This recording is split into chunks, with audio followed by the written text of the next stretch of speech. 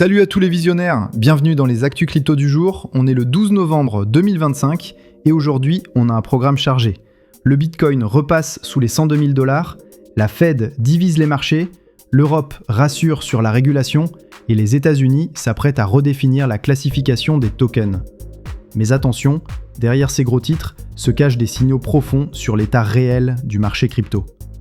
Installe-toi bien, on va décoder ensemble ce que tout ça veut vraiment dire.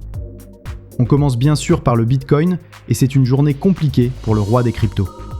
Le BTC a chuté sous la barre symbolique des 102 000 $, une zone qu'il n'avait pas cassée depuis plusieurs semaines. Pourquoi ? Parce que les investisseurs américains se désengagent. L'indicateur Coinbase Premium, qui mesure l'écart de prix entre Coinbase, marché US, et Binance, marché global, est négatif depuis la fin octobre. En clair, les Américains vendent pendant que le reste du monde achète timidement. Mais ce n'est pas tout. Les entrées dans les ETF Bitcoin Spot sont au plus bas. À peine 1 200 000 $ de flux entrants hier.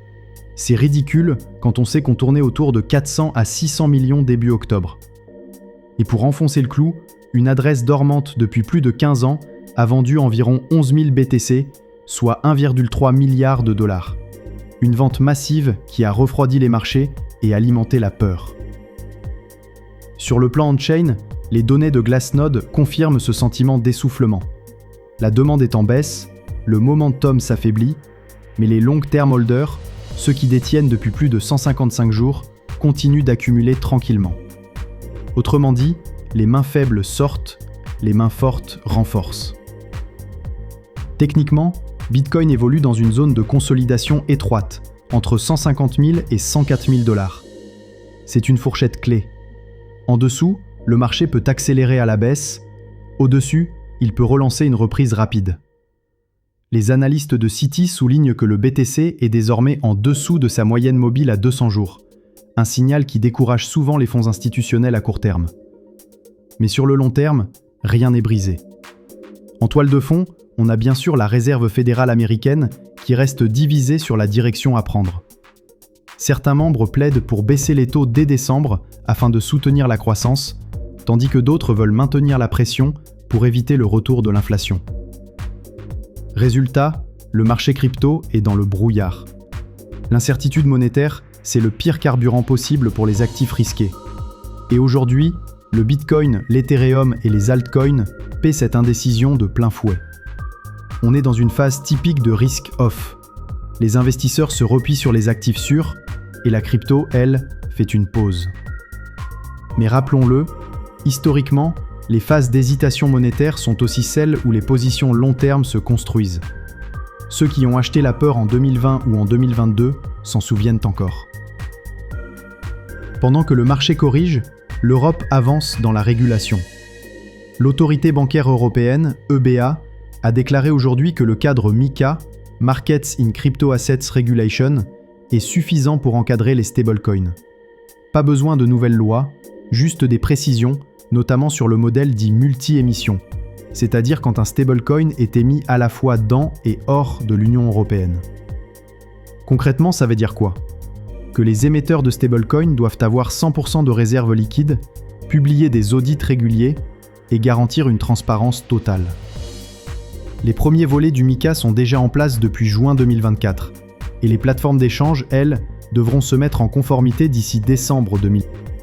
Même Christine Lagarde, présidente de la BCE, a salué les progrès, tout en rappelant un point de vigilance.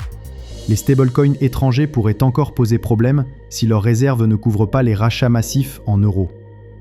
Mais globalement, l'Europe envoie un message clair. Elle veut réguler sans étouffer. Et ça, c'est une bonne nouvelle pour la confiance à long terme. De l'autre côté de l'Atlantique, la SEC prépare une réforme majeure, la création d'une catégorie officielle pour les actifs numériques. Objectif : déterminer une fois pour toutes quels tokens sont des titres financiers, securities, et lesquels sont des commodities, comme le Bitcoin ou l'Ethereum. Une clarification qui pourrait changer le paysage américain. Parce qu'aujourd'hui, beaucoup d'entreprises crypto sont paralysées par le flou juridique. Elles ne savent pas si leurs produits relèvent de la SEC ou de la CFTC. Avec cette nouvelle classification, les investisseurs institutionnels pourraient revenir massivement. Et ça, c'est peut-être le catalyseur que le marché attend. Du côté de l'infrastructure, un incident spectaculaire a frappé le monde du mining. Une ferme du géant Bitdeer, située dans l'Ohio, a pris feu dans la nuit. Aucun blessé, mais d'importants dégâts matériels. L'incident relance la question de la sécurité énergétique et des risques physiques liés au mining. Ces centres consomment énormément d'énergie et la surchauffe reste une menace constante.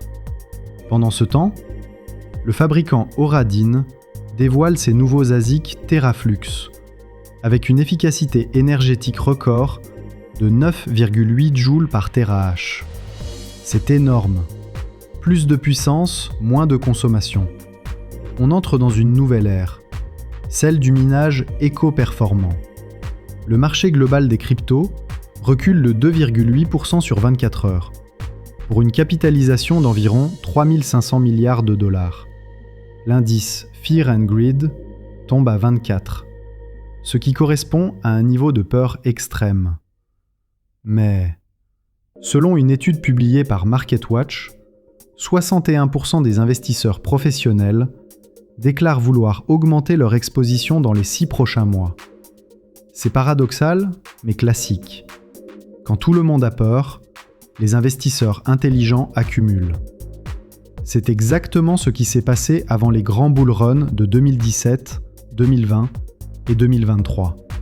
Et on termine avec une info très intéressante.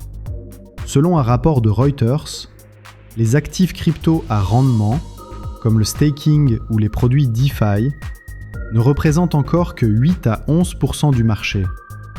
Mais ce chiffre pourrait tripler d'ici 2026, grâce à la régulation et à la montée de la DeFi institutionnelle.